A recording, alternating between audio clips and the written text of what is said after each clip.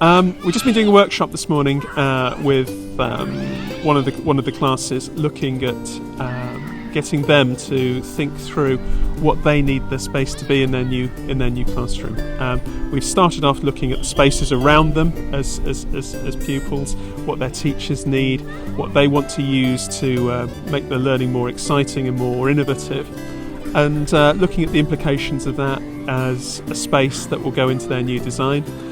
We've worked it out in terms of the areas that they'd want, and we've just been out setting that out on the school playing field, using Pythagoras' theorem to get right angles using pieces of string, so that we've actually got an accurate set out of how big their classroom is, and then they've gone and sat in what will be their new classroom and see how it feels.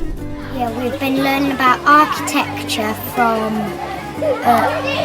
Greece, Rome, and all that things, like from the civilization, the medieval, and then we want to make history of making a new classroom. The Sir John Moores Foundation needs investment to keep it existing as a live, vibrant and animated village school. It's been doing that for over 300 years. To keep it relevant, it needs to be able to deliver a modern curriculum in modern spaces, as well as building on its tradition and its heritage. Sir John Moores is absolutely unique. There is nothing else like it. And what we need to do is keep that uniqueness, but make it work as a 21st century school as well as an 18th century one. We've started a new school basically for teenagers that are struggling at school, ones that can't cope with the national curriculum as it is, and we try and offer them something really different here. And the most exciting thing that's developed into is working closely with the primary school and with the community at things like festivals and events and volunteering,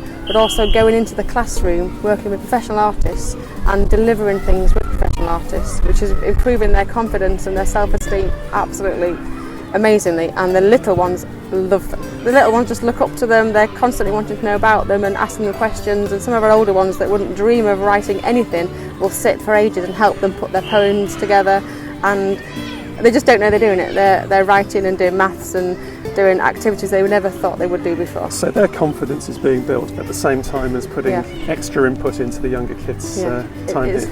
It's just brilliant, and it's kind of what we think Sir John Moore intended, because the school originally was always for boys up to the age of 18. Now it's for girls and boys, but we're bringing in that up to 18 part of it.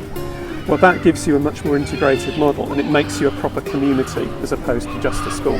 Yeah, and the future plans just keep on delivering that, but more and more integration. So with the sports and the kitchens, it means we can be training them to all sorts of new skills as well as being sustainable. And that's what I think is so amazing about the St John Moores Foundation, is that there's such a vibrancy and such a dynamism to the way that learners with different backgrounds are coming together. You've got young people who've had tough breaks coming in and rediscovering that there's a value to them and they can really input.